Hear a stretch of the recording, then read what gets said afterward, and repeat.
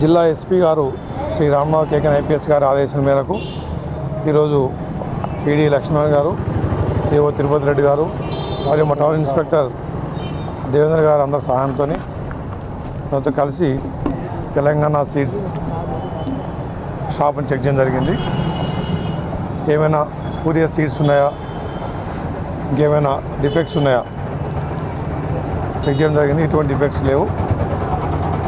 ఒకటే ప్రభుత్వం యొక్క ఉద్దేశం, రైతులకి ఇప్పుడు వర్షాలు పడ్డాయి కాబట్టి పొలాలు దున్నుతారు, మనకు తెలుసు.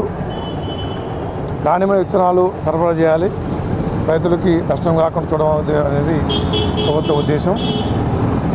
ఎస్పీ గారి ఆదేశం మేరకు ప్రతిరోజు కూడా అన్ని సీడ్ షాప్స్, అదేవిధంగా ఫర్టిలైజర్ షాప్స్ తనిఖీ చేసి ఏఓ గారు మరియు ఏడీ గారి సహకారంతో